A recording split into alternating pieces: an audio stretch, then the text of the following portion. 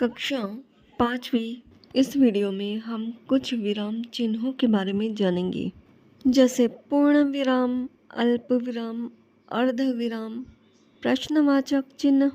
विराम चिन्ह जिन चिन्हों से लिखित भाषा में जब हम ठहराव दिखाते हैं उन्हें विराम चिन्ह कहते हैं। विराम चिन्हों को पहचानो, पढ़ो और समझो। यहाँ पर कुछ विराम चिन्ह दिए गए हैं जिन्हें हम पढ़ेंगे और समझेंगे, और उनके चिन्ह सामने दिए गए हैं, जैसे पूर्ण विराम,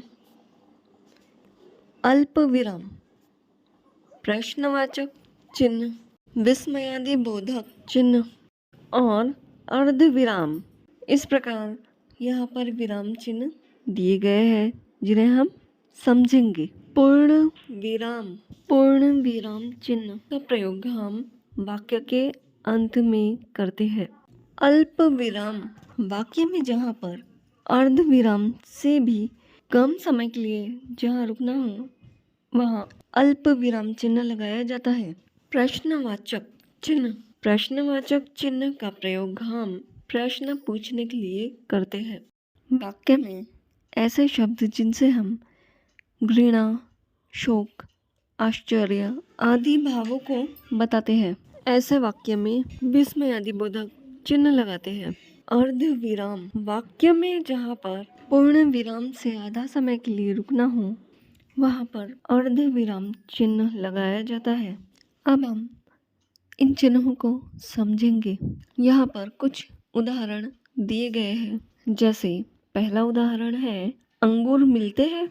यहाँ पर प्रश्न पूछा गया है, इसलिए यहाँ प्रश्नवाचक चिन्ह का प्रयोग किया गया है। यहाँ पर दूसरा उदाहरण है विस्मयादि बोधक चिन्ह का।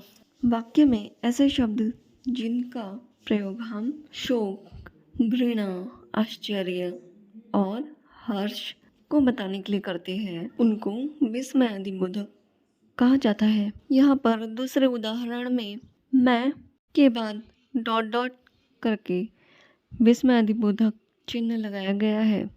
यहाँ पर तीसरा उदाहरण है आधा दर्जन केले। अब केले के बाद अल्प विराम चिन्ह लगाया गया है। वाक्य में जहाँ पर अर्ध विराम से भी कम समय के लिए जहाँ रुकते हैं वहाँ पर अल्प विराम चिन्ह लगाते हैं, जैसे यहाँ पर केले के बाद लगाया गया है।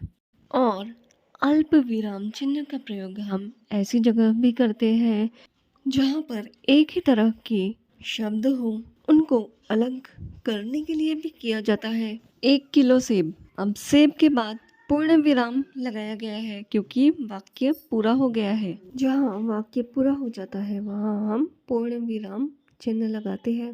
अब चौथा उदाहरण है नहीं आज मेरा उपवास है।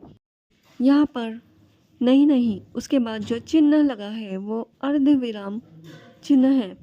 वाक्य में जहाँ पर पूर्ण विराम की तुलना में आधा समय रुकना हो वहाँ पर अर्ध विराम चिन्ह लगाया जाता है। और आज मेरा उपवास है, इसके बाद जो चिन्ह लगा है उसे पूर्ण विराम चिन्ह कहते हैं। पूर्ण विराम चिन्ह का प्रयोग हम वाक्य के अंत में करते हैं, मतलब जहाँ पर वाक्य पूरा हो जाता है वहाँ पर पूर्ण विराम चिन्ह लगाते हैं।